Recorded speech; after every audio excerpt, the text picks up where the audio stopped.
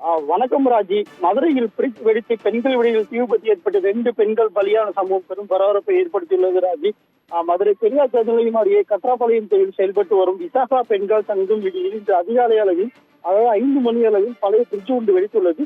இதன் காரணமாக விடுதி முழுவதும் புகைகள் சூழ்ந்த நிலையில் மாணவிகள் அவகாசமாக வெளியேறியுள்ளனர்.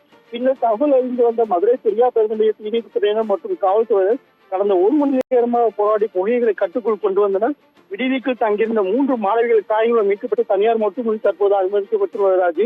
இந்த நிலையில் ஏற்கனவே 2 பேர் அரசு மருத்துவமனையில் கொண்டு செல்லும் வழியிலேயே உயிரிழந்துள்ளனர். அதாவது பதிமிலா சரண்யா இருவர் அரசு மருத்துவமனை கொண்டு செல்லும் உயிரிழந்தனர். இது தொடர்பாக காவல்துறை விசாரணை மேற்கொண்டு வருகின்றனர். இது தொடர்பாக முதற்கட்ட விசாரணையில் பழைய பிரிட்ஜ் ஒன்று வெடித்ததில் தீ விபத்து ஏற்பட்டதாக முதற்கட்ட விசாரணை தெரிய வருகிறது.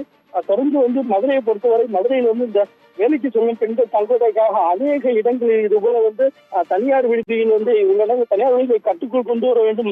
மாவட்ட நிர்வாகம் நடவடிக்கை எடுத்து இது போன்ற தனியார் விடுதிகளில் வழிமுறைகள் கொண்டு வர வேண்டும். ஏற்கனவே தெரிவிக்கப்பட்ட நிலையில் இது அடிக்கடி இந்த தீ விபத்துகள் இதுபோல விபத்துகள் ஏற்பட்டு வருகிறது வழக்கமாக ஒன்றாக இருக்கிறது. அது இந்த நிலையில் மாவட்ட நிர்வாகம் கருத்தில் கொண்டு இங்கு மதுரை மாவட்டத்தில் அமைந்துள்ள தனியார் விடுதிகளை ஆய்வு செய்து தொடர்ந்து ஒரு விதிமுறைகளை நடைமுறைப்படுத்த வேண்டும் என்று சமூக ஆர்வலின் கோரிக்கையாக உள்ளது. தொடர்ந்து 3 பேர் தற்போது அரசு மருத்துவமனையில் சேர்க்கப்பட்டு தற்போது சிகிச்சை பெற்று வருகின்றனர்.